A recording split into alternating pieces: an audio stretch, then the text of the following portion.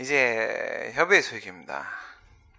협의의 소익은 뭐냐면 우리가 소의 이익에는 세 가지가 들어간다고 했어요. 대상적격, 원고적격, 협의의 소익. 뭐 때문에? 취소 소송도 역시 마찬가지로 주관적 소송이다. 권리나 이익을 구제받기 위한 소송. 그것이 주된 목적이 됩니다. 그러면 우선 그 대상이 되는 행위가 권리의무에 영향을 미치는 행위가 되겠고, 원고적격, 원고의 권리의무에 영향을 미쳐야 되고, 협의의 소익, 현재도 원고의 권리의무에 영향을 미치고 있어야만 소의 이익이 주관적 소송으로서 인정이 된다라고 말할 수가 있겠죠. 협의의 소익이란 소송을 통하여 분쟁을 해결할 만한 구체적인 이익을 말하는 것이다. 심판 가면 협의의 심판이익. 그러면 심판을 통해서 분쟁을 해결할 만한 구체적 이익. 이렇게 생각하시면 돼요. 어쨌든 권리보호이익입니다. 권리보호이익. 권리보호이익 하면은 관련된 모든 쟁송의 실익을 통칭하면 권리보호이익이라고 말을 합니다. 우리의 행정소송법에는 취소송이든 무효등광인소송이든 부작여파인소송이든 당사소송이든 뭐든 간에 그 협의의 소익에 대한 이야기는 한마디도 없어요. 한마디도 없는데 다만 취소소송 같은 경우에는 12조 2문이 협의의 소익에 대한 규정이 아니겠느냐라는 문제제기가 있습니다. 12조 2문은 협의의 소익이라고 보는 게 통설의 입장이에요. 하지만 판례에는 그렇게 보지 않습니다. 이유는 12조의 표제가 원고적격이에요. 그러니까 판례는 그냥 법에 써있는 대로 이해를 하려고 들어요. 그래서 판례는 12조 1문도 2문도 둘 다 원고적격이다. 이렇게 보고 학설은 12조 1문은 원고적격이고 2문은 협의의 소익이다. 이렇게 봅니다. 근데 정상적인 상황이라고 하게 되면 정상적인 상황이면 처분의 효력이 있는 상태를 전제로 할 거거든. 그러니까 우리 판례처럼 치게 되면 둘 다 원고적격이잖아. 1문은 처분의 효력이 있을 때고 그 다음에 2문은 처분의 효력이 없을 때야. 그러니까 판례식으로 치게 되면은 원고적격의 일반적 기준과 원고적격의 예외적 기준이 둘 다 있는 거야. 그리고 학설처럼 보게 되면은 1문이 뭐야? 원고적격. 2문이 뭐야? 협의의 소익. 그래서 효력이 있을 때가 일반적 기준, 효력이 없을 때가 예외적 기준이라고 한다면 학설에 따르면 우리 행정소송법에는 원고적격의 일반적 기준은 있고 예외적 기준은 없는 겁니다. 그리고 협의의 소익의 일반적 기준은 없고 예외적 기준은 있는 겁니다. 정리할 수 있겠어요? 판례는 원고적격의 일반적 기준과 예외적 기준이 둘 다 있고 협의의 소익에 대한 규정은 아무것도 없고, 그 다음 학설에 따르게 되면 원고적격의 일반적 기준은 있고 예외적 기준은 없고 협의의 수익의 일반적 기준은 없고 예외적 기준은 있고, 이런 식으로 되는 게 학설의 스타일입니다. 12조 2문을 한번 봅시다. 1문에서는 뭐라고 되어 있는지 기억나죠? 처분 등의 취소를 구할 법률상 이익이 있는 자가 제기할 수 있다라고 했었습니다. 그것은 특별한 말이 없기 때문에 정상적인 상황, 처분의 효력이 있는 상황을 전제로 하는 겁니다. 처분 등의 효과가 기간의 경과, 처분 등의 집행, 그 밖의 사유로 인하여 소멸된 뒤에도 처분 등의 취소로 인하여 회복되는 법률상 이익이 있는 자의 경우에는 또한 같다. 이게 원고적격처럼 보여요. 사실 딱 보면. 왜냐하면 제목도 원고적격이고 여기에도 놈자자를 쓰고 있어. 사람이라고 하고 있거든. 그러니까 원고적격 아닐까 이런 생각이 들 수 있는데, 하지만 내용을 보면 결코 그렇지가 않더라 이거예요. 효과가 소멸했다고 했어요. 3개월의 영업정지 처분이 나왔는데 이미 소송 도중에 3개월이 지나가 버린 거야. 그러면 나한테 그 기간 동안에는 영업을 해서 안 되는 무슨 의무가 부과돼 있어? 부작위 의무가 부과돼 있죠. 금지 의무가 부과가 돼 있는데 3개월이 지나버리면 난 정상적으로 영업을 하잖아. 부작위 의무는 효력이 소멸된 거야. 효과가 소멸된 겁니다. 그 다음 집행의 종료, 이거는 그 강제 철거로 생각하시면 돼요. 철거 명령을 했잖아. 야, 너네 집 불법 건축물이야. 그러면서 나한테 자진 철거하렴 해서 철거 명령을 했어요. 근데 만약에 내가 그 철거 명령을 따르지 않지, 자진 철거를 하지 않으면 걔는 행정 대집행이라는 것을 하게 됩니다. 그래서 우리 법령집에 보면 행정대집행법이라는 법이 있어요. 그래서 그걸 근거로 해서 행정대집행이라는 걸 들어가는데 어떻게 들어가냐면 4단계로 들어와요. 첫 번째, 다시 한번 시간을 주면서 기회를 줍니다. 그런 게 바로 계고예요. 계고. 예. 그 다음에 이제 영장 통지가 들어가요. 영장 통지. 대집행 영장에 의한 통지를 하게 됩니다. 그리고 나서 대집행 실행을 직접 들어가. 이게 바로 강제 철거야.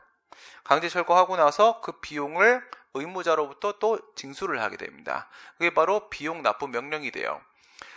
작용법 가서 자세하게 또 배우게 되는데 우선은 이렇게 4단계로 들어간다. 예, 이렇게 기억을 해 놓으시고요. 여기서 강제 철거 부분이 바로 포크레인을 끌고 들어와서 나한테 시간을 한 번 더 줬는데도 불구하고 내가 또 자진 철거를 안 해. 그러면 대집행 하는 걸로 결정했다. 이렇게 확정을 지어.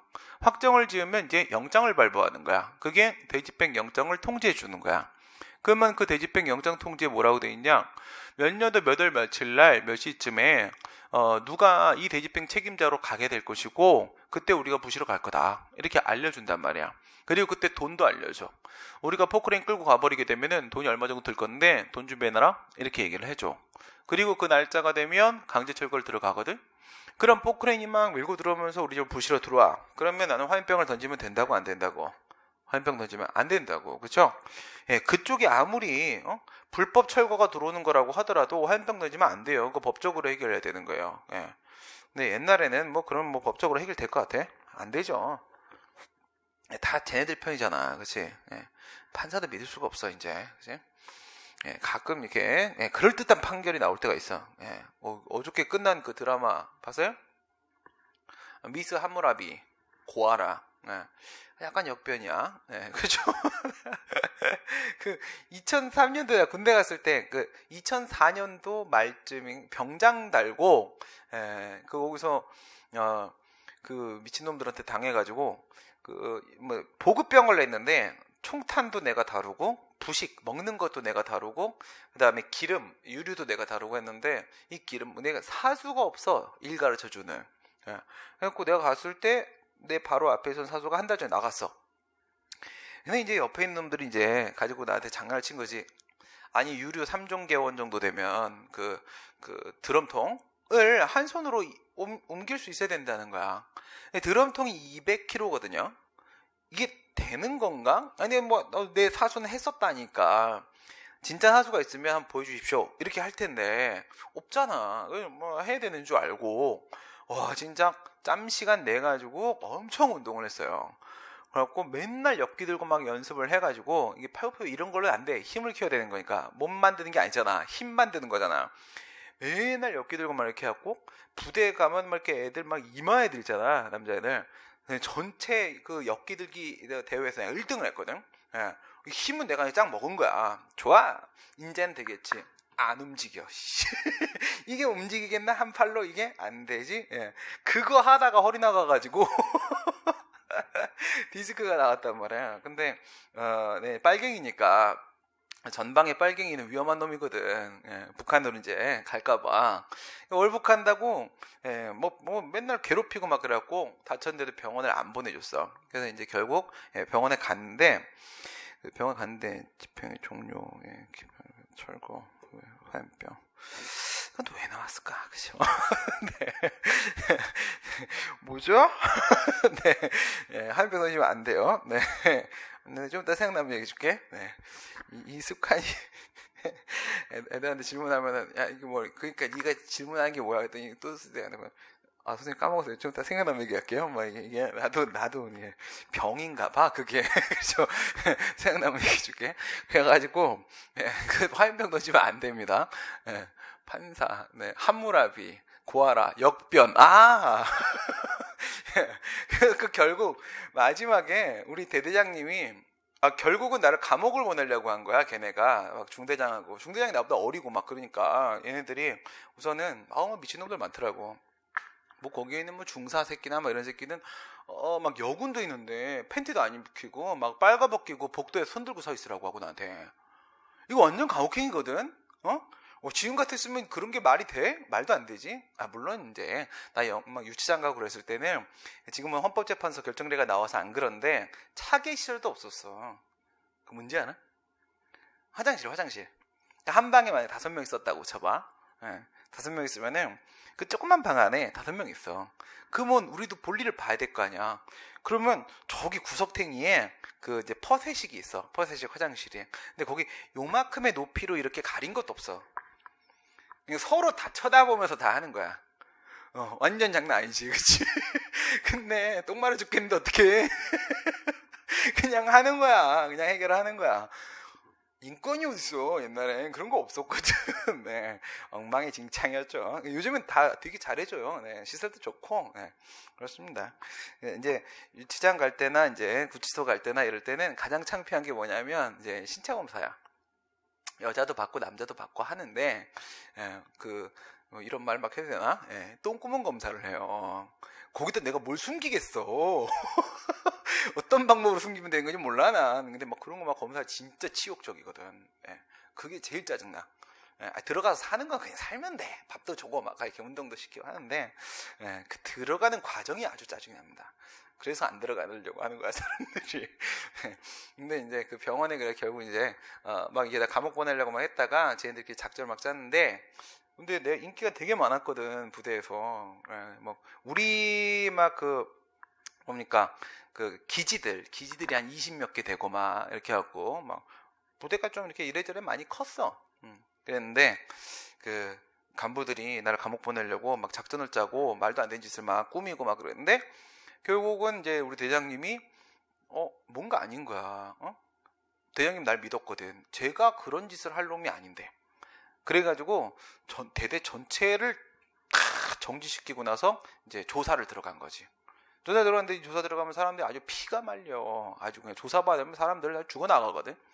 그래갖고 거기다가 하나 상품을 건 거야. 여기서 이제 모범병사를 뽑겠다. 1등을 하면 휴가를 보내주겠다. 그런데 나 때문에 시작된 거잖아. 나를 감옥 보낼까 말까 이것 때문에. 씨발 감옥을 밖에서도 가고 안에서도 가고 씨발 맨날 감옥만 가냐 내가. 그리고 난 잘못한 게 없는데. 그리고 근데 결국 막 기지까지 막 기지 막 그러면 뭐냐면 저 전방에 굴 같은 거 파고 막 2명 3명 이렇게 숨어서 막 있는 거거든. 거기 있는 애들까지 다 나를 1등 병사로 뽑은 거야. 뭔가 말이 안 되잖아. 누가 봐도 가장 모범적이고 가장 성실하고 동료들과 가장 관계가 좋은데 내가 이상한 놈이다? 말이 안 되잖아. 그래서 누명을 풀었지. 그래갖고 이제 병원을 보내준 거야. 병원을 갔단 말이야. 병원을 갔는데 그게 뭐 한 1병 이럴 때 가야지. 그게 가서 좀 빤다 이렇게 군생활 좀 빨았냐? 막 이게 되는 건데, 병장 때는 내 자대에 있어도 맨날 누워 있을 수 있는데 그 가위가 뭐 여기 있나 뭐 차이가 없는. 아무튼 병원을 갈 수 있게 됐지.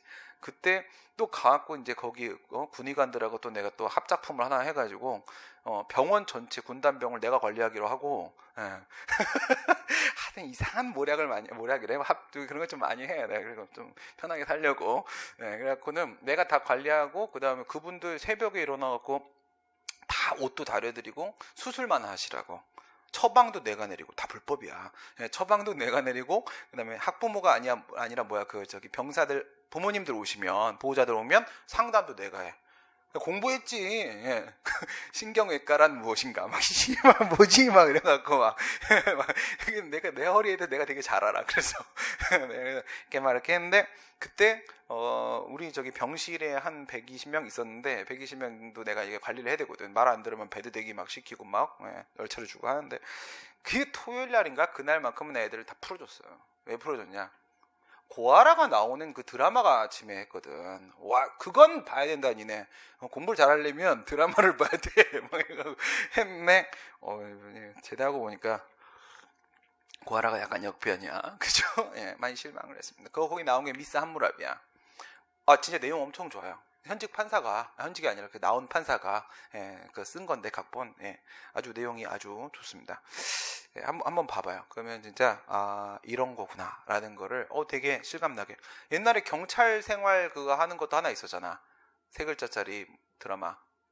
되게 경찰들이 제일 좋아하는 드라마. 일단 뭐였죠? 라운지? 아닌데? 라이프? 맞아, 라이프. 그것도 되게 괜찮아요. 왜냐면 내가 현직 경찰들 가르치면서 한 5, 6년간 그 사람들 사는 걸 다 봤거든. 근데 정말 실감나. 내가 들은 얘기가 있는 그대로 다 나와. 아주 정말 경찰들의 진짜 모습을 잘 보여주고 있더라고요. 아주 감동적입니다. 그런 거 봐야 돼. 그런 거. 내가 이상한 드라마, 연애 드라마 보라는 게 아니야.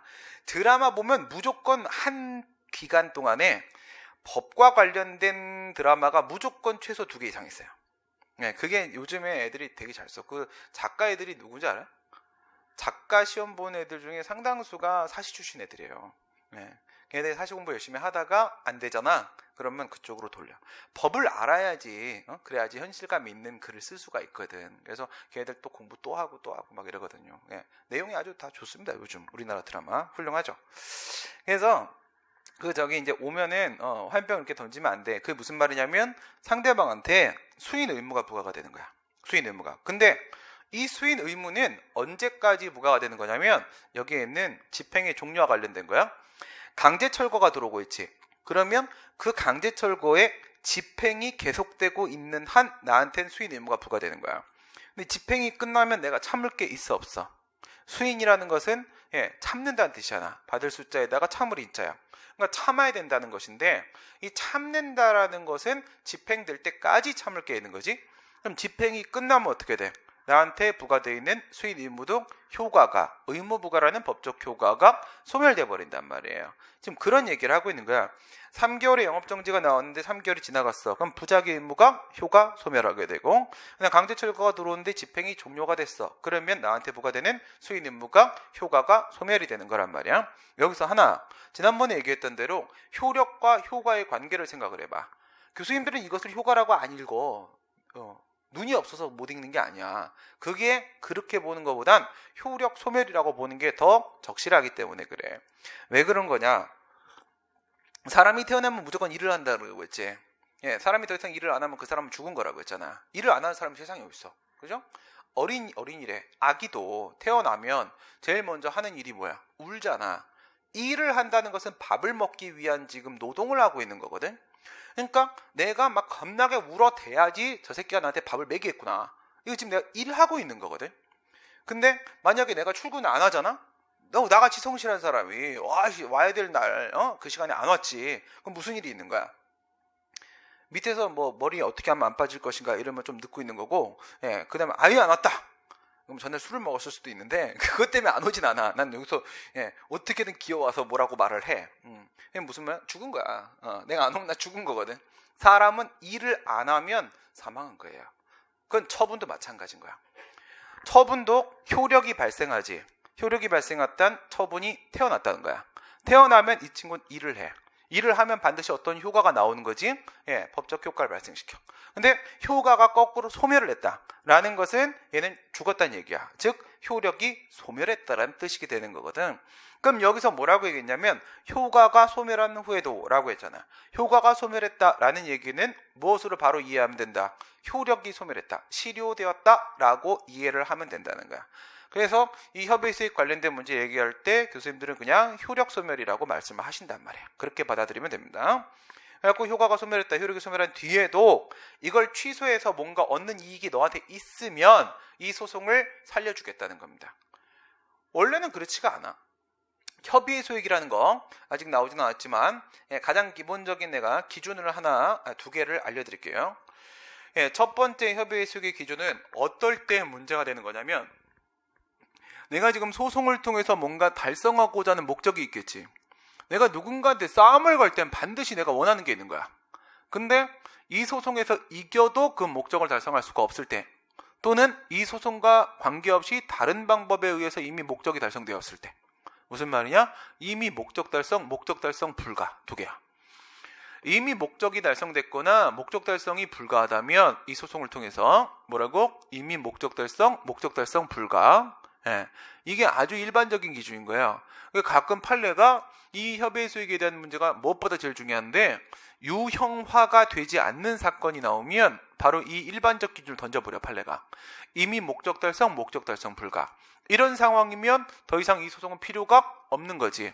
실익이 없어. 그러면 협의의 수익이 없다, 각하시킨다 라고 말을 하게 된단 말이야.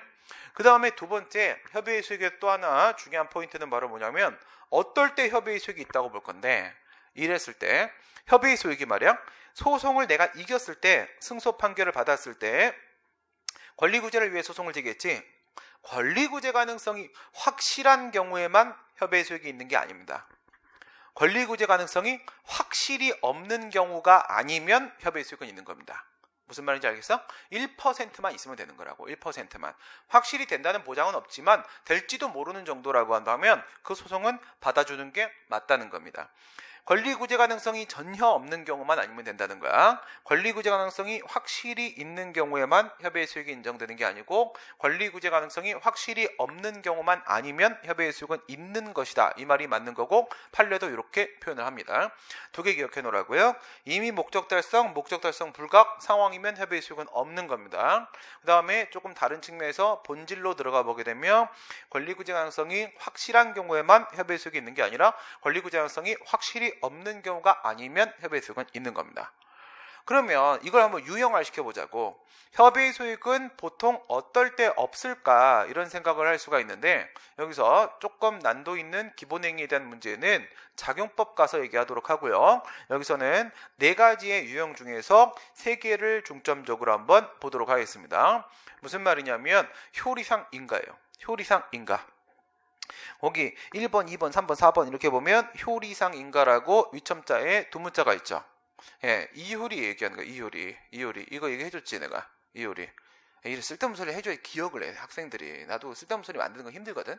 예, 그러니까 무슨 말이냐. 예, 그 내가 SES하고 핑클하고 누굴 좋아한다고 했어? 얘기 안 했어? 나 핑클 좋아해.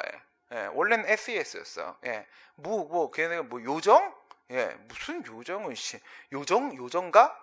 그 요정 무슨 술집이야? 뭐야 그게? 예, 그게 아니고, 예, 왜냐면 학교 다닐 때 다 학교 다닐 때 군대 있을 때 공부할 때 그거밖에 없어 인생에. 정치판 있을 때 뭐 있어야지, 그치? 회사만 다녀봐서 잠깐 다녀봤다 한 반년. 근데 그게 뭐냐면 우리 학교 99학번에 유진이가 왔어. 유진이. 맞지? 이름 유진이. 그죠? SS의 유진이. 그게 난 진짜 요정인 줄 알았거든. 예, 걔네들 딱 등장했을 때 저건 못 가. 와, 사람이가 저게. 야씨. 예, 팬을 하려고 했지. 팬클럽 가입도 한번 생각을 해봤어. 나 원래는 그런 짓 안 하는데 딱 고민을 딱 해봤어. 근데 입학을 했대. 우리 학교 입학을 했다는 거야. 훌륭해. 그러면 축제 때마다 얘를 부르고, 예, 학교에서 계속 돌아다니면 사람들이 돌아다니는 중심에 딱 우린 깡통이 있었거든. 예, 매점이야, 매점. 한 개밖에 없어서. 깡통에 담배를 피고 있으면 무조건 애들이 왔다 갔다 하거든. 여기 딱 앉아있으면 애들 지나가면서, 형, 안녕하세요. 가. 너 가, 새끼야. 널 앉아봐. 막 이렇게 하는 거거든. 근데 이렇게 해서 무조건 지나간단 말이야. 거기 이제 걔보다 한 해에 98학번에 소희가 있었어. 소희가 뭔지 알아? 티티마. 그지? 티티마. 소희가 있었어. 그래서 그 소희네 과장애가, 내 동기애가 소희랑 소개팅 할래? 그런 거야. 걔가 처음 들어왔을 때. 내가 좀 유명했거든. 그러니까 그 정도 자격은 돼. 그래가지고 이게 다 하려고 했는데 됐어. 뭐 이렇게 했지. 많이 한다 요즘에도 막 됐어. 막 이렇게 딴 학교랑 하는 거지. 왜 이랬어. 근데 유진은 진짜 궁금했어. 진짜 이건 정체가 뭘까? 막 그랬는데 소희는 이쁘긴 한데 약간 그 백설기 같잖아. 그치? 하얘 너무. 그치? 너무 하얘. 근데 유진을 보는 순간 실망이 팍.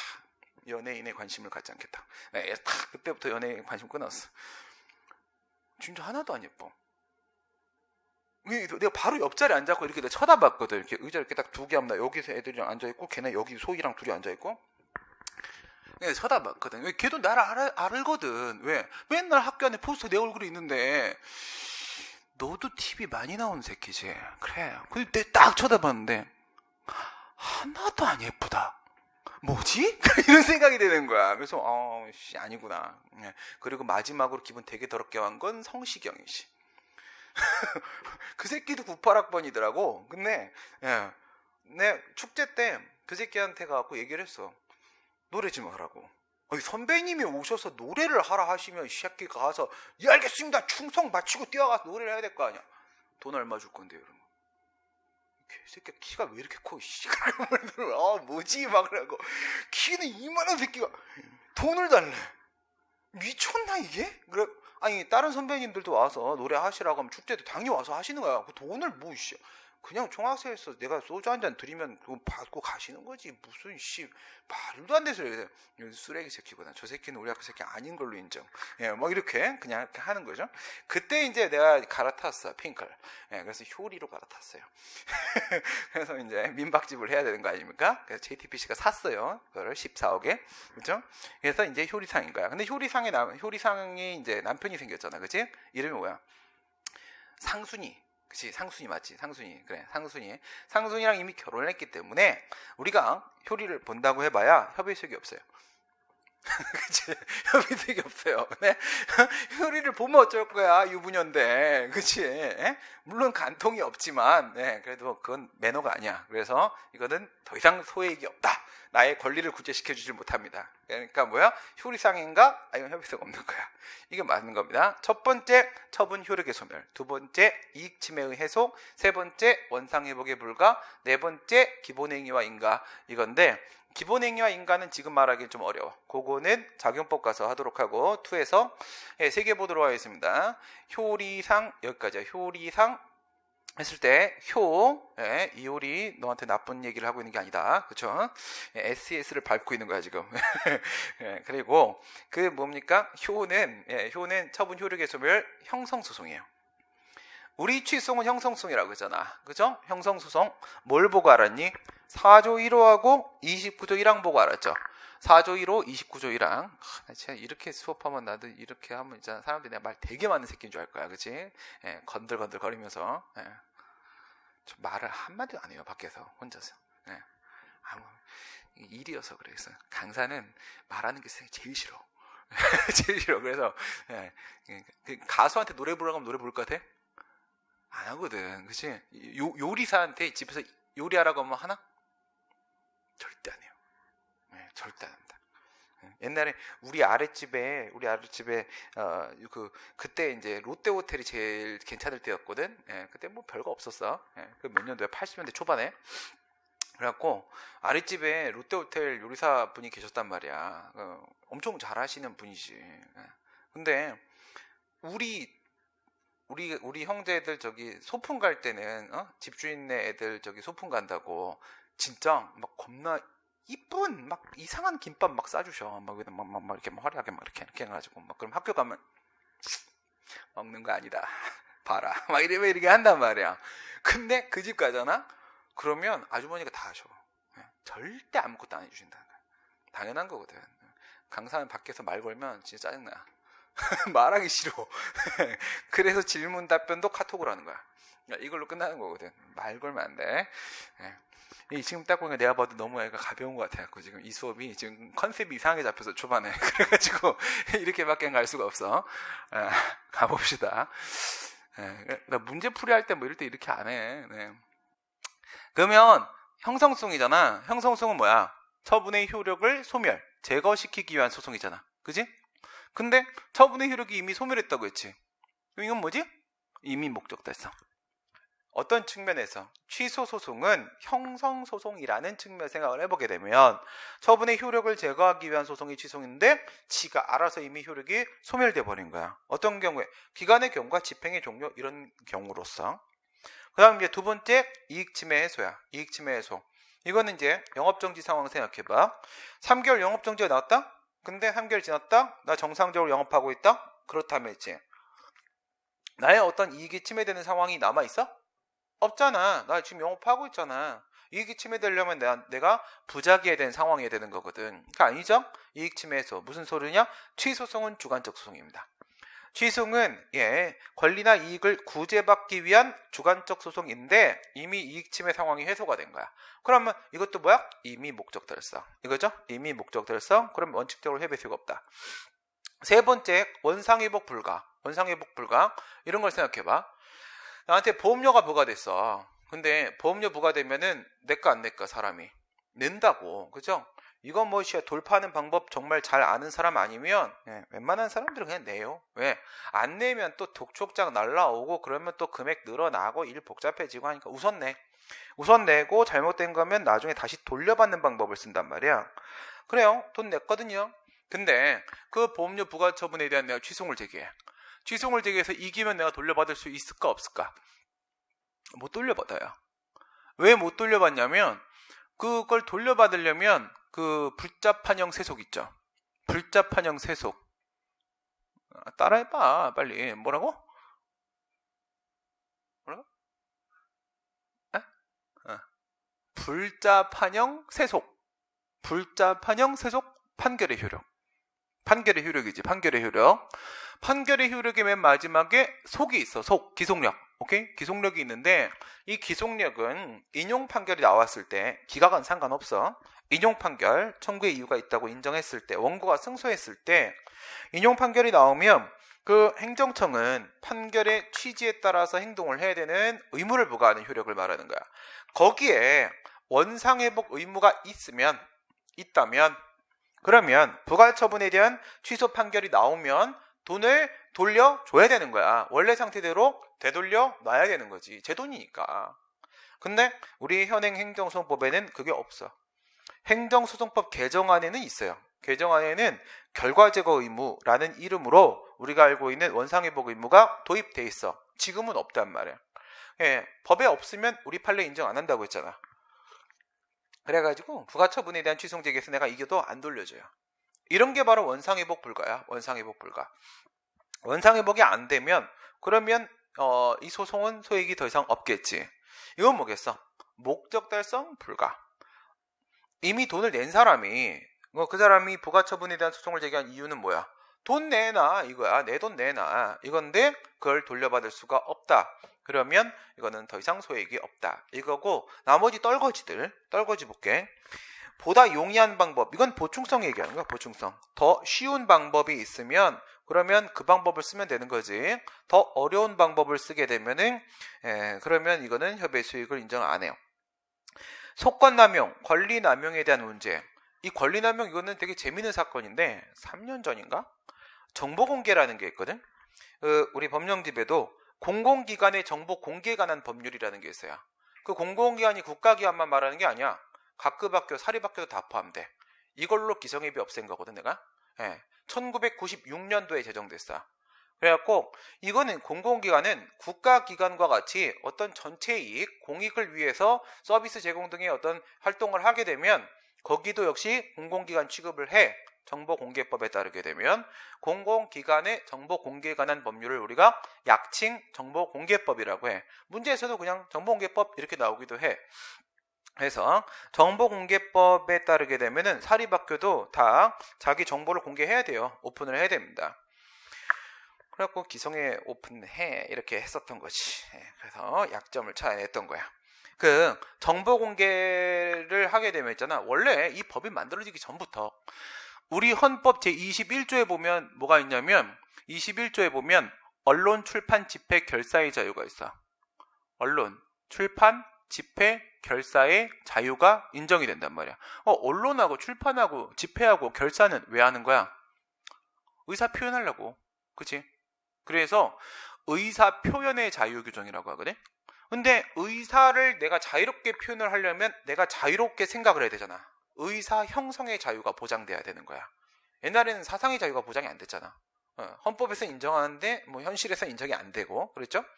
의사 형성의 자유가 인정이 되려고 하게 되면은 기본적으로 뭐가 보장돼야 돼? 알 권리가 보장돼야 돼. 내가 알고 싶은 걸 알 수 있어야 돼. 알 권리가 보장이 돼야 되는데 이 알 권리 내용에는 소극적인 권리하고 적극적인 권리하고 두 가지가 있어. 소극적인 권리라는 것은 내가 도서관 가는데 못 가게 막으면 돼, 안 돼? 안 되지. 그게 바로 뭐야? 저기 정보원이 있잖아. 도서관 정보원이잖아. 정보를 보고 내가 가는데 넌 새끼야 너무 많은 정보를 갖고 있어서 오지마! 막 이러면 돼, 안 돼? 안 돼. 정보원의 접근 방해 배제 청구권이라고 해서 소극적 권리, 방해를 배제할 수 있는 권리뿐만 아니라 모두 인정되냐면 있는 거에 접근하는 거 말고 뭐 없는 거 내놓으라고 하는 것도 가능해. 그게 바로 정보공개 청구권이야.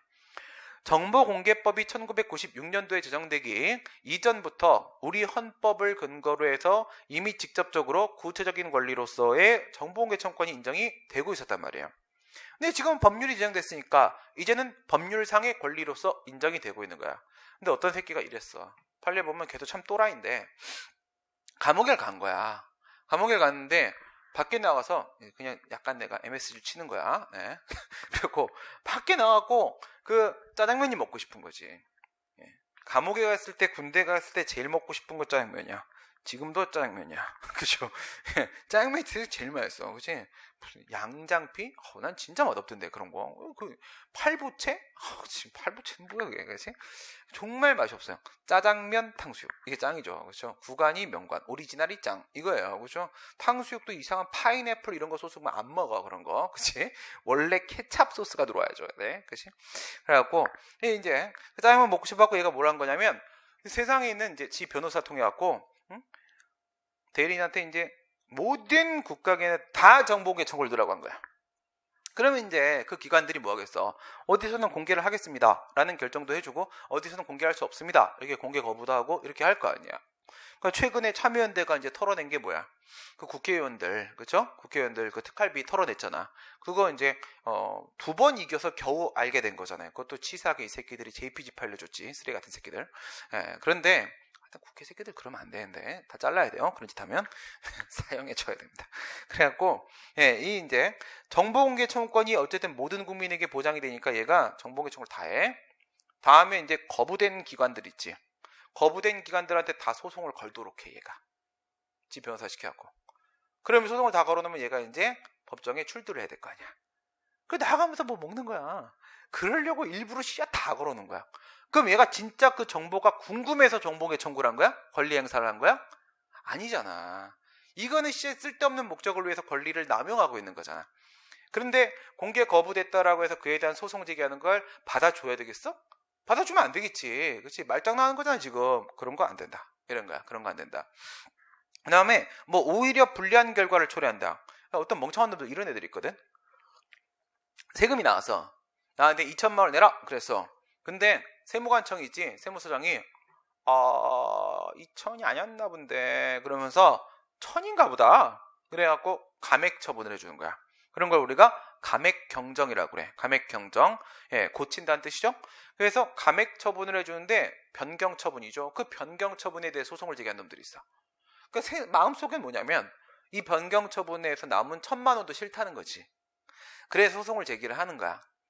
그럴 땐 이 변경 처분에 대한 소송을 제기하는 게 아니라 변경되고 아직까지 유리하게 변경되고 일부가 취소되고 아직까지 남아있는 기존의 처분에 대해 소송을 제기해야 되는 거거든. 근데 이 변경 처분에 대해서 내가 소송을 제기하면 무슨 결과가 나온 줄 알아? 내가 이기지? 그러면 유리하게 변경된 게 잘못됐다는 것이 인정되는 거야. 그러면 다시 불리하게 원래 상태에 돌아가는 거야. 그럼 지한테 불리하잖아. 소송에서 이기면 자기한테 불리한 상황이 발생해. 그럼 이런 소송에 재판을 해야 돼, 말아야 돼? 할 필요 없는 거잖아. 그치? 그래서 이럴 때도 불리한 결과를 초래할 때 협의의 수익은 인정되지 않는다. 그 다음에 이 8번은 또 중요한 논점 중에 하나인데, 위협한 처분의 반복 방지를 위해 법률 문제 해명이 필요한 경우, 요때는 이게 부정된다. 이거 이렇게 약간 맥락이 좀 이상하게 들어가 있네. 이거 엊그저께 나온 책인데. 어떡하지? 요건 있잖아. 인정되는 경우라고 해놔. 8번에다가 인정되는 경우. 쪽팔려. 다시 본다고 봤는데.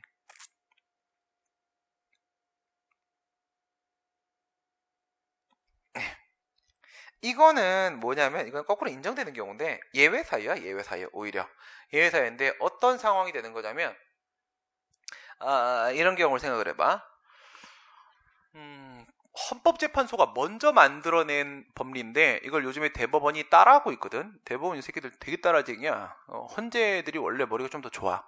그래갖고 헌재랑 대법원이랑 맨날 치고받고 싸우거든. 어쨌든 대법원은 일반 법원의 최고 법원이고 헌재는 사법부보다 사실상 우위에 있단 말이야. 그래서 짱끼리 한번 뭐 맞짱 뜨자 이런 식이야. 근데 거의 대부분 헌재가 이기거든. 이런 상황이야. 대법원이 쓰는 것 중에는 예를 들어 이걸 봐봐. 사립학교의 임원들, 이사들도 역시 마찬가지로 마음대로 자기들이 결정을 할 수가 없어요. 그러니까 사립학교 법인에서는 이사회에서 이 이사회를 누가 구성시킬 것인가 하게 되면 한 명이 나가면 한 명 다시 만들어야 되잖아. 그럴 때 선임 결정을 해. 자기들끼리 투표를 해가지고. 근데 선임 결정을 내린다라고 해서 그 사람이, 갑이라는 사람이 이 사립학교 법인의 이사가 되는 게 아니야. 뭐가 필요해? 교육감이 그에 대한 이사 취임 승인 처분을 해줘야 된단 말이야. 그게 동의해주는 거라고 했지. 동의. 그래야만 비로소 돼. 근데 이제 이렇게 봐봐. 갑이라는 사람이 잘렸어. 그러니까 이사 취임 승인을 받았었거든? 받았었는데 교육감이 그거를 취소했어. 이사 취임 승인 취소 처분을 한 거야. 그래서 자신의 이사로서의 지위가 상실됐어. 그런데 다시 정식 이사가 들어올 때까지 임시 이사를 선임을 한 거야. 교육감이. 그래서 그 임시 이사 선임에 대한 내가 취소를 제기를 한 거죠. 거기 내 자리다. 이러고 너 나가라. 소송을 제기했는데 소송은 오래 걸리니까 만약에 이 친구의 임기가 임시이사가 1년이었다고 쳐봐. 그럼 소송 도중에 1년이 지나잖아. 그러면 이미 목적 달성이잖아. 난 쟤를 내보내기 위해 소송을 제기한 건데 쟤는 이미 쫓겨났잖아. 나갔으니까 그러면 이 소송 각하야. 그러면 이제 좀 있다가 또 새로운 임시이사를 또 선임할 거거든. 그럼 내가 또 소송을 제기하겠지. 저놈이 저기 있는 이상 내가 들어갈 자리는 없는 거야. 그러니까 사실 나는 두 개를 사용해야 돼. 나에 대한 이사 취임 승인 취소 처분에 대한 취소송을 제기해서 취소 처분을 제거해야 되고, and 여기에 이미 들어와 있는 임시이사를 쫓아내야 되니까 이 임시이사 선임 처분에 대한 취소송을 또 하나 제기해야 되고, 두 개가 병합돼야 되거든. 그럼 이쪽 소송만 생각을 해봐. 이쪽 소송에서 두 번째 임시이사가 또 들어왔는데 여기서 소송을 제기하니까 또 소송 도중에 또 얘가 임기가 끝나서 또 소송이 끝나. 그럼 나는 이제 뭐야? 또 각하야. 좀 더 빨리 해볼까? 막 이런 생각이 들잖아. 이거 무슨 느낌이야? 그 라이프 온 마스인가 뭐 그 요즘 드라마 그거 봤어? 드라마를 봐. 그게 내가 설명이 편해. 알겠지? 거기 보면 과거에 갔는데 아버지가 총을 맞아 죽거든. 얘가 형사야. 현재에서 형사인데 과거에 88년도로 갔는데 거기에는 자기가 원래 5살짜리 꼬마인데 현재 모습 그대로 가서 거기 가서도 경찰이야. 근데 아버지가 죽었는데 그 아버지 사건을 지가 수사를 한 거야. 근데 기찻길에서 아버지가 어떤 놈한테 총을 맞아 죽어. 총을 맞아 죽는데 얘가 저기서 쏜 놈이 있고 중간에 아버지가 내 쪽으로 도망을 와. 내가 형사인 줄 알고 있는 거지. 난 사실은 아들인데 그때 시대 형사라고 생각하고 살려주세요, 도와주세요 오고 있고, 내가 여기서 뛰어가고 있는데 내가 조금만 빨리 뛰어가면 아버지를 살릴 수가 있어. 그런데 얘가 그거야. 장면이 계속 돌고 하는 거야. 이거 마치 우리 꿈에서 이런 거 하잖아. 이런 것처럼 아버지가 뛰어오신다. 나는 아버지를 구하러 뛰어간다. 뛰어가는데 아직 거리가 남아서 아버지 총 맞고 죽어. 그 순간 다시 시간이 뒤로 가. 다시 아버지는 도망오면서 형사님 살려주세요. 그럼 난 또 조금 더 빨리 뛰어야 되는 거야. 좀 더 빨리 뛰었는데 역시 안 돼. 다시 또 뒤로 가. 이거 아무리 해도 소용이 없는 거지. 무한반복 게임이야. 무한반복 게임. 그러니까 무슨 말이야? 임시사가 또 들어와. 난 소송을 또 제기해. 그럼 소송 도중에 또 각하돼. 계속 이렇게 되면 이 사건은 언제 끝나? 안 끝나잖아. 그래서 이럴 때 이제 대법원 이런 생각하는 거야. 그러지 말고 소의 이익이 없어서 각하를 하게 되는 거니까 소의 이익을 예외적으로 인정하자. 예외적으로 인정을 해. 이 소송 끝까지 한번 가보자. 이거야. 가봤는데 임시이사를 선임하는 이게 잘못된 거라면 이건 잘못된 거라는 의미에서 취소 판결을 내려보자는 거야. 취소 판결 내리게 되면 여기서 상황을 종료시키지는 못해. 하지만 두 번째 뛰어갈 땐 가능할 수 있어. 그러니까 두 번째 임시이사가 들어와. 그럼 내가 거기다 소송을 제기하지. 여기서는 불자판형 세속에서 기판력 사용하는 거야. 기판력. 이미 판단은 끝났다. 그러니까 해당 사건에 대한 판단은 이미 끝난 거기 때문에 전소에서 이미 판결을 다 내려놨으면 똑같은 소송물에 대한 판단에 있어서는 후소에서는 이 법원이 다시 판단할 필요가 없어요. 전소에서 판단한 걸 그대로 복붙하면 되는 거야. 컨트롤 C, 컨트롤 V란 말이야. 저 말이 맞거든. 그러면 이 소송을 제기하는 순간 같은 소송물이군. 저기서 인용 판결이 나왔군. 난 여기서 바로 인용 판결. 이래버리면 두 번째 소송에서 이 끈을 끊어버릴 수가 있잖아. 그러면 문제가 사실상 해결될 수 있지. 그런 의미에서 지금 얘기하는 거야. 임시이사서 만약에 선임 처분이 위법이라고 한다면 그 위법한 처분이 계속 반복돼 버릴 거야. 이 반복되는 문제를 한번 박명수처럼 어떻게 중간에서 한번 맥커터 들어가려면 이 법률 문제를 지금 한 번쯤은 해명을 해줄 필요가 있다. 그럼 뭘 사용하겠다? 기판력을 사용해서 두 번째 소송에서 해결을 봐보겠다. 이게 지금 판례가 원하고 있는 방법이에요. 이게 헌재에서 사용했던 방법하고 똑같은 걸로 대법원에서도 한번 사용을 했는데, 헌재에 사용한 건 뭐였냐면 이런 거야. 서신 검열 사건이야. 그러니까 교도소장이 이런 걸 우리가 권력적 사실행위라고 하거든. 아까 강제철거 있지. 강제철거 그것도 권력적 사실행위야. 권력적 사실행위라는 건 뭐냐면 앞에서 뭐 했냐? 앞에서 철거 명령했잖아. 그 행정행위를 집행하기 위한 공권력 행사의 실체를 가지는 사실행위야. 뭔가 집행을 하는 거야. 그런데 공권력 행사의 실체를 갖는다는 것은 그 집행이 단순한 사실행위가 아니라 상대방한테 의무를 부과하는 사실행위란 뜻이야. 그런 걸 우리가 권력적 사실행위라고 하거든. 교도소장이 내 서신을 검열하는 것도 역시 권력적 사실행위야. 뭔가 집행이 이루어지면, 그러니까 우리가 원래 알고 있는 순수한 법적 행위로서의 행정행위라는 것은 다 문서로 가는 거야. 끝. 문서로. 근데 그게 아니라 뭔가 이렇게 물리력 행사가 이루어지면 다 권력적 사실행위거든. 서신 검열은 까봐야 될 거 아니야. 권력적 사실행위란 말이지. 근데 요거는 헌법재판소 결정되고, 요거랑 똑같은 비슷한 상황이 대법원에서 15년도에 이런 판례가 있어. BBK 김경준 씨 사건이지. BBK 누구랑 싸웠어? 누구한테 보복을 당해서? 김경준이. 걔 말에 따르면 쥐새끼한테 당했지. 그치? 쥐새끼. 예. 그게 우리 학교에서 그 쥐를 잡았어야 되는데 못 잡아가지고 쥐가 밖으로 나갔어. 그 우리 학교에 돌아다니는 쥐였더라고. 그게. 그 쥐가 전화도 오고 그랬어 우리한테. 대대대 그랬어. 뭐라고 한지 알아? 자기가 우리 학생의 선배래. 미친 건가? 이런 생각이 들어가고, 미친놈인가? 뭐지? 내가 그래서 선배한테 이 새끼 뭐야? 그랬더니 그 새끼 아니야. 그래, 그치? 끊어. 뭐야? 웃다가 장난 전화야? 학생의 선배라고 선후배하자는 거야 우리한테. 미친 거 아니냐고. 니 같은 선배 없다 우리는. 이거지. 우리 선배는 민주동문회 선배는 우리는 신계륜 의원부터 잡거든. 민주당에. 거기서부터가 일기고, 신계륜 의원은 성북구 을 쪽에 국회의원 계속 하면서 우리 잡혀갈 때마다 맨날 타노스 써주고 얼마나 많이 도와줬는데, 쥐새끼가 우리한테 쥐새끼? 하여튼 그 새끼가 우리를 언제 도와줬다고? 후배들 힘들다고 언제 도와준 적이야? 술이라도 한번 사준 적 있어? 허인의 선배나 이런 형님들은 나한테 용돈도 주고 싫어했거든. 막 술 사주시고 막 고생 많아 이러면 고맙습니다. 열심히 하겠습니다. 이게 대학이 선후배지, 그치?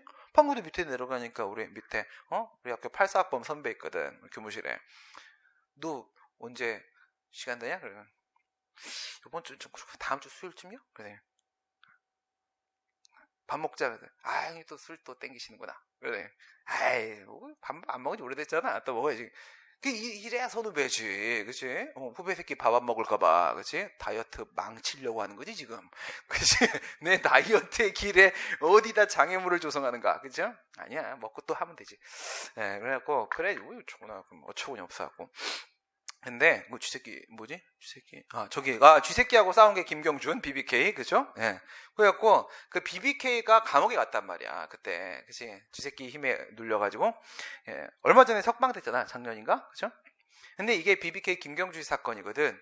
뭐냐면 이런 그 교도소장이 당연히 쥐새끼 말 다 들었지. 그래갖고 이런 결정을 내렸어. 김경준은 면회로 오잖아. 면회로 오면 항상 녹음 녹화를 하고, 교도관은 무조건 따라붙어갖고 옆에서 다 들으라고 한 거야. 그게 바로 뭐냐면 교도관 참여 대상자 지정행위 사건이야. 그러니까 지정했다는 자체가 중요한 게 아니야.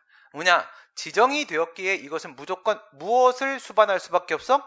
녹음 녹화를 수반할 수밖에 없어. 김경준은 아무 말도 못해. 면회와갖고, 그치? 잘 살아? 이제 가. 이것밖에 못해. 무슨 말을 하겠어. 다 적고 있는데, 그렇잖아. 그래갖고 녹음 녹화 대상자로 지정을 해버린 거야. 그럼 이제 이게 수반되는 거니까 녹음 녹화라는 행위에 우리가 집중을 해야 돼. 그럼 그거 권력적 사실행위잖아. 물리력, 그러면 내가 가서 녹음하고 있는데 막 녹음기 막 빼서 어디다 녹음질이야? 막 이래? 안 되지. 그치? 안 되니까 수인해야 되는 거거든. 근데 이건 뭐야? 집행의 종료. 요번 면회 끝나면 녹음 녹화 끝난 거잖아. 그러면 그 처분의 효력은 소멸된 거잖아. 그럼 소액이 없는 거잖아. 거기다 소송 제기하면. 아니야. 소액이 있다고 했단 말이야. 왜 그랬을까? 그것도 이런 식인 거야. 만약에 이번에 거기에 대한 취소 판결, 뭔가 판결 내려주지 않으면 다음번 면회 왔을 때 또 녹음 녹화할 거야. 그럼 그때 내가 소송 제기하려고 하면 또 집행은 종료됐다. 각하. 그러면 다음번에 면회 오면 또 녹음 녹화할 거야. 이 녹음 녹화가 만약에 위법한 행위라고 한다면 이거 어떻게 막어? 막을 길이 없잖아. 그치? 막을 길이 없으니까 해명 한번 들어갑시다. 이거지. 그래서 협의의 소용을 인정하고 녹음 녹화 행위에 대한 취소를 인정해 준 거라고요. 그런 게 마지막 8번 요건 인정하는 부분입니다. 네, 그 다음에 밑에 있는 의미에 대한 이야기를 하기에 앞서서 어쨌든 이런저런 얘기를 하고 있으니까 요것도 한번 생각을 해봅시다. 요번엔 어디로 갈 거냐면 예외 사유로 갈 거야. 1에서 7까지의 문제가 생긴 거야. 그 중에 4번은 작용법 가서 인가 얘기할 때 내가 다시 자세하게 말씀을 드린다고 했고요. 그러면 1에서 3까지만 보란 말이야. 이게 주된 문제야. 뒤에 건 떨거지야. 그래갖고 1에서 3 보시게 되면 효리상이지. 효리상. 여기다 내가 한번 상 걸어볼게. 세 친구 비교해봐. 상. 뭐냐? 첫 번째, 지방의원에 대한 제명 의결이 나왔어. 지방의원이 잘렸어. 동작구 의원인데 동작구 의회가 얘를 자른 거야. 이거 처분이지. 지방의원으로서의 지위를 박탈하게 되기 때문에 처분이 맞고 이에 대한 취소를 제기할 수 있어. 그 다음 두 번째, 공무원한테 파면 처분이 나왔어. 그 파면 처분에 대한 취소를 제기했어. 그 다음 세 번째, 근로자가 회사에서 해고 처분을 받았어. 그리고 여기다 취소를 제기했어. 근데 요거는 약간 좀 차이는 있어. 무슨 차이가 있냐면 지방의원 같은 경우에는 지방공무원법에 적용을 받는 게 아니라 지방자치법에 적용을 받아. 그리고 지방자치법에는 행정심판이라는 게 인정이 안 돼. 그러니까 지방의원이 제명 의결을 받으면 다이렉트로 그냥 바로 행정소송이야. 취소로 바로 가. 직행. 그 다음 두 번째, 공무원이 이렇게 파면 처분 같은 징계 처분을 받게 되면 이럴 땐 반드시 행정심판을 거쳐야만 돼. 국가공무원법 같은 경우에는 16조 1항에, 지방공무원법 같은 경우에는 20조 2에 소청심사라는 행정심판을 거쳐야만 소송을 제기할 수 있다고 돼 있어. 그러니까 소송에 왔다는 얘기는 소청심사를 한번 거치고 소송까지 왔다는 얘기야. 그 다음에 근로자한테 해고처분이 나왔다라고 하게 되면 이 해고처분은 뭐지? 사법상 행위지 행정처분이 아니잖아. 여기다가 어떻게 못해? 그럴 때 우리 행정적 구제 절차라는 게 있다고 했지. 사법적 구제 절차로서 민사소송이 아니라 행정적 구제 절차로 먼저 진호위의 초심을 거치고 그 다음 두 번째 중노위의 재심을 거치고 그리고 나서 재심판정에 대한 취소송으로 들어오는 방법이 된다고 했어. 요거는 앞에 두 개 거치고 세 번째에서 행정소송을 들어오게 되는 거야. 아무튼 지방의원은 바로, 공무원은 한 단계 거쳐서, 근로자는 두 단계 거쳐서 소송까지 왔다는 거야.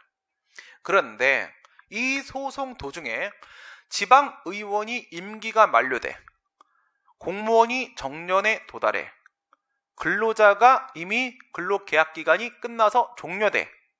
그러면 여기서 소송에서 이기면 지위가 회복될 수 있어? 안 되지. 이게 만약 되면 이상해. 그러니까 지방의원 중에 누군가가 제명을 당하고 소송을 제기해서 이기면 만약에 임기가 끝나도 회복을 시켜준다. 그러면 지방의원 기수를 하나 넘어서서 지방의원으로서 활동을 하게 되는 거잖아. 그러면 그 친구만을 위한 선거가 또 한 번 또 있어야 돼. 그러면 다 들쭉날쭉 엉망진창 된단 말이야. 임기 만료되면 끝나는 거야. 공무원이 정년에 도달하면 내가 파면 처분 제거하면 나는 다시 공무원이 될 수 있어? 안 되는 거야. 그 다음에 근로자가 이미 사용자랑 계약이 끝났는데 내가 다시 그 회사 직원이 될 수 없는 거야. 바로 뭐냐? 효리상 중에 어디에 걸렸어? 상. 그치? 상. 이겨봐야 소용없다. 목적 달성 불가. 여기에 걸린 거지. 상에 걸렸단 말이야. 그럼 이제 살리고 들어가 보던가. 이제 살리고. 그러면 방금 12조 2문에서 뭐라고 했냐?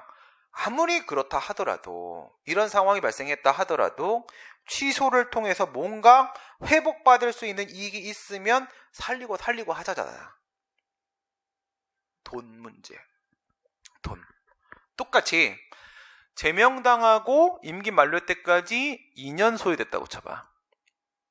파면당하고 정년 도달할 때까지 2년 소요됐다고 치고, 해고당하고 그리고 계약기간 끝날 때까지 2년 지났다고 쳐봐. 이 친구들이 2년 동안 못 받은 돈이잖아. 이건 어쨌든 세 개 다 면직이잖아.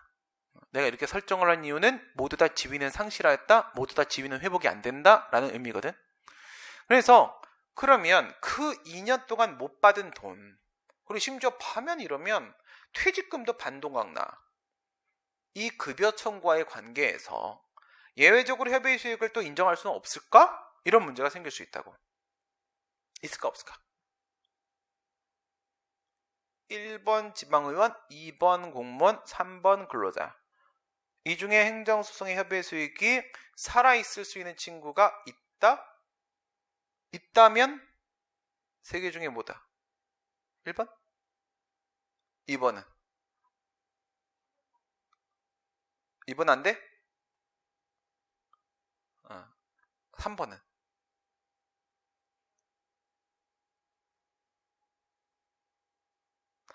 결론은 1번과 2번은 소송은 살아납니다. 3번은 죽는다. 이게 뭐냐면 이 취소의 역할이 아직 남아있는 부분이 있는지를 봐야 돼. 그러니까 이 취소 판결이 나와야지만 비로소 가능한 것이 있는지를 봐야 된단 말이야. 여기에 포인트는 공정력입니다. 공정력. 공정력이라는 게 있다고 했지. 행정행위에는 공정력이라는 게 있어요. 정의가 뭐였지? 행정행위에 하자가 있다고 하더라도 1번 당연 무효가 아닌 한, 그 하자가 중대하고 명백해서 당연 무효가 아닌 한, 2번 권한 있는 기관에 의하여 취소되기 전까지는, 권한 있는 기관의 취소는 취소 처분, 취소 재결, 취소 판결 전까지는 여전히 뭐라고? 유효하게 통용되는 힘. 유효하게 통용되는 힘 4번. 오케이? 다시. 행정행위에 하자가 있다고 하더라도 아예 적법일 때는 아닙니다. 우선 위법은 위법이어야 돼. 두 번째, 그 하자가 중대하고 명백하면 무효라고 했지.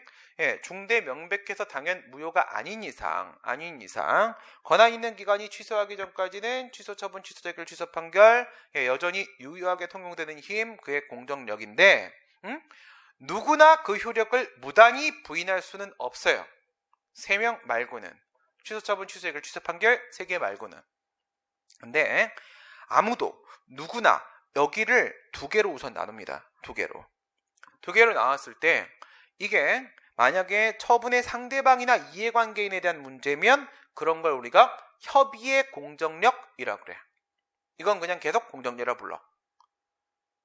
그런데 누구냐면 다른 국가기관에게 적용되는 공정력이라고 하게 되면, 다른 국가기관, 그러니까 이 행정청 말고 다른 행정청 또는 법원, 뭐 이런 권한 있는 기관 말고 다른 국가기관에 대해서 적용되는 공정력을 우리가 뭐라고 하냐면 구성요건적 효력이라고 그래. 구성요건적 효력. 무슨 말이냐?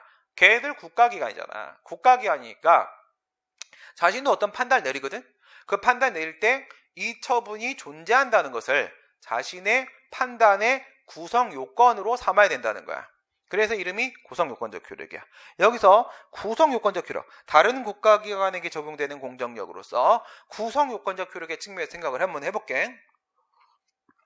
지방의원이 있지. 2년 동안 못 받은 돈 받아야 될 거 아니야. 기초지자체 애들도, 기초의원 애들도 1년에 한 6천 정도를 받아요. 2006년도부터 6천 정도를 받거든. 그러면 이 친구가 2년이라고 하게 되면 1억 2천이잖아. 1억 2천이면 소주가 몇 병이야? 끝도 없어요. 그죠? 네. 그 정도면 뭐, 그죠? 1년 내내 마셔도 되죠. 그죠? 병원비가 좀 들긴 하겠죠? 며칠까지 사람이 죽을 때까지 먹을 수 있을까? 해봤어? 난 날 가지고 실험을 해봤거든? 며칠쯤이면 난 죽나? 이걸 알고 싶어서. 우리 엄마가 알아서 미친 새끼라고 그러겠지? 네. 근데 수배 됐을 때도 우리 엄마는 미친 새끼라고 그랬거든. 야, 이 미친놈아. 그래.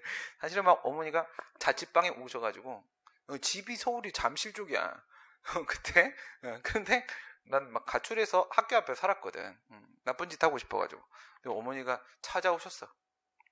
뭐라. 어떻게 어디서 얘기를 들었냐 하여튼간. 선거 나가면 수배된다는 걸 알고 계신 거야. 단과대 선거 때지. 총학생 때 말고. 그때 이미 날 포기한 상태였고. 그래서 자취방에 오셔 엄청 우시면서 딱 가시면서 하시는 말씀이, 너 계속 할 거면 엄마 그만 보자. 그 말 완전 슬퍼. 그죠? 그래서 계속 울면서, 엄마 미안해. 난 그때 내가 조국을 통일시키고 사회를 민주화시킬 줄 알았어. 그냥 요딴 놈으로 끝날 줄 몰랐어 그때. 그치? 네, 엄마 미안해 그랬는데 뭐 그냥 요딴 놈으로 살아서 미안해 뭐 여길로 이제 의미가 좀 퇴색됐고. 네, 그래갖고 그러니까 얘네가 6천 정도를 이렇게 받잖아. 그 무슨 소리야, 죽을 때까지 먹는 거. 네, 우리 선배가, 하나권 선배가 43일 돌파를 했거든. 그리고 이제 죽진 않았고 43일 동안 기절할 때까지 먹는 거야. 꽤 먹을 줄 아는 형이었거든. 43일 먹더니 막 얼굴에 막 이만한 게 막 나더니 결국 병원 실려갔어. 그래 보는 순간 슬프거나 안타깝다가 아니야. 저걸 내가 깰 수 있을 것 같다.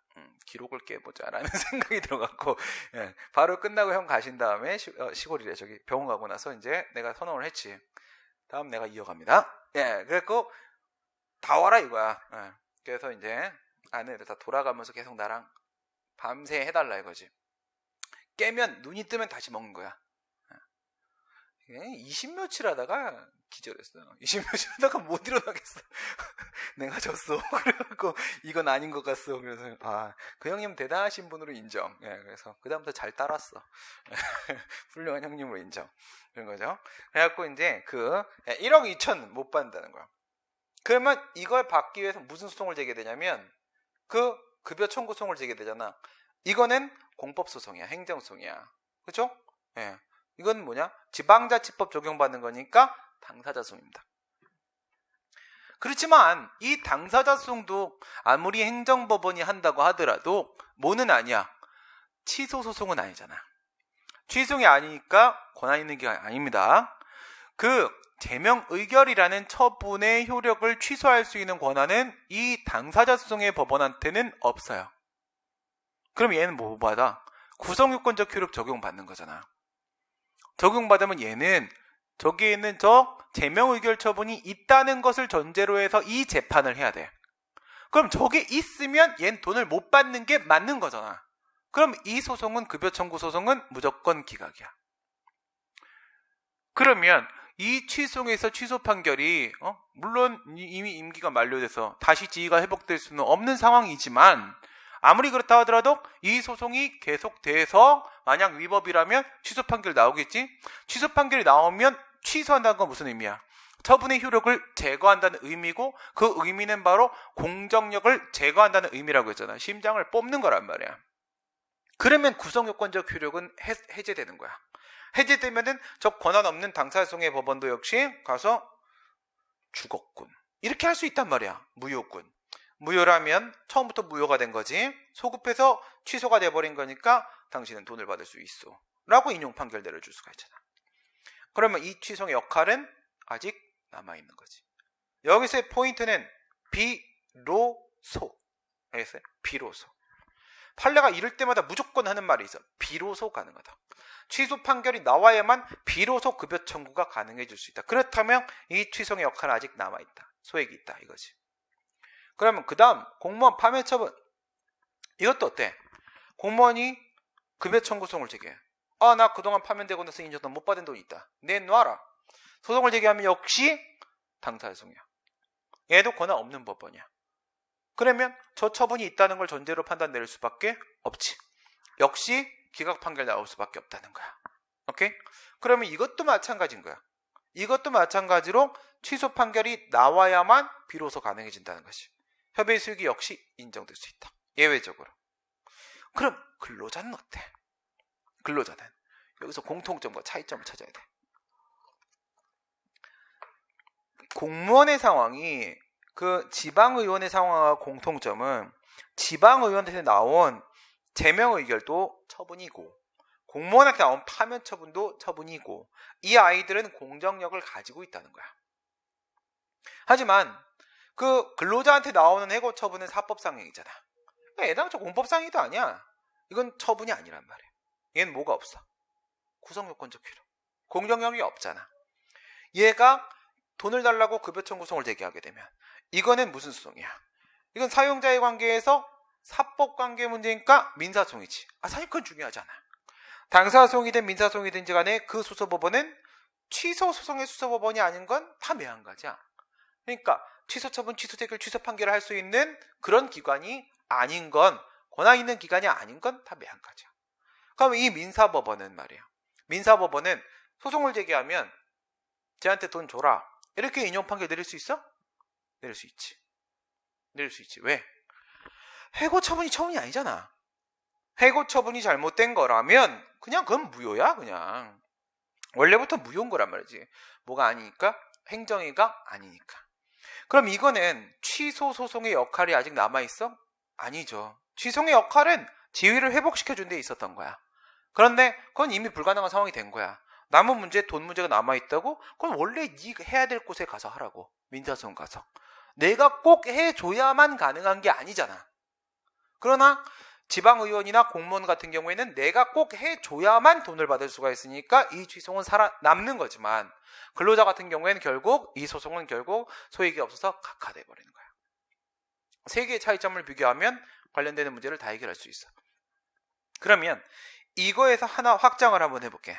한 삽을 더 떠봅시다. 김어준처럼. 생각을 해봐. 방금 얘기했던 이 부수되는 이익 있지. 부수되는 이익에 대한 문제는 크게 세 개가 있어.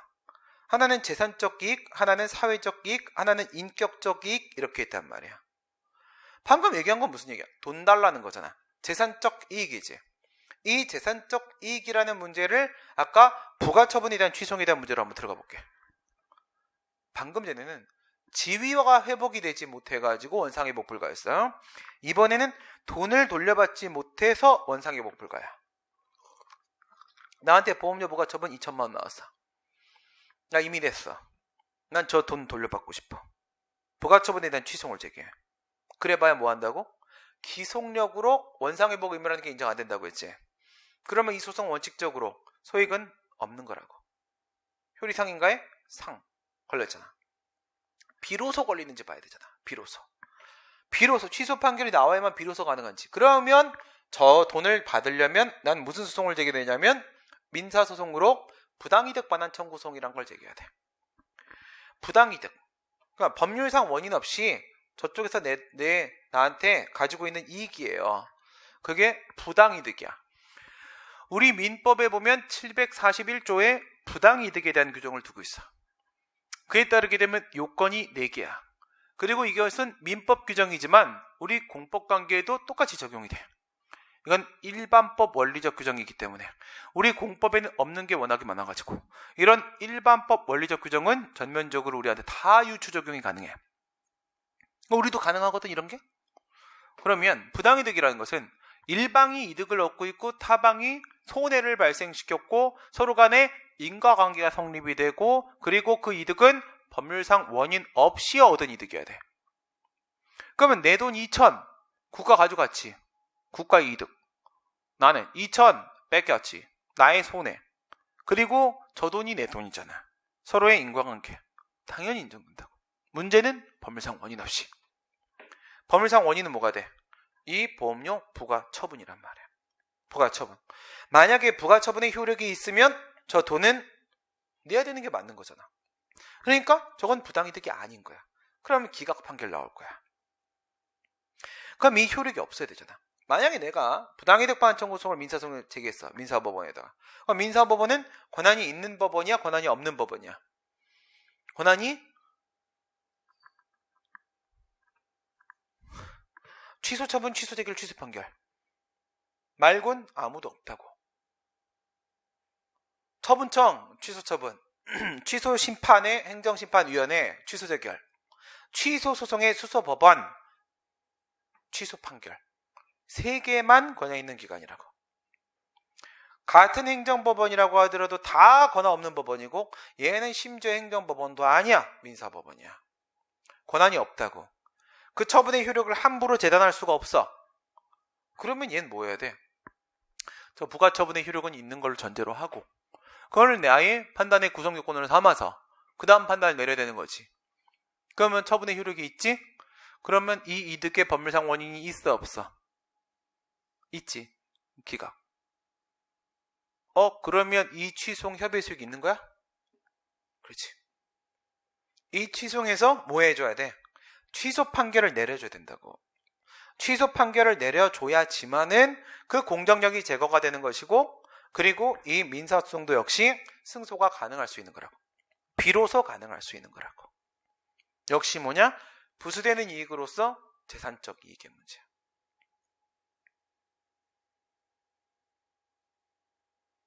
이게 똑같아.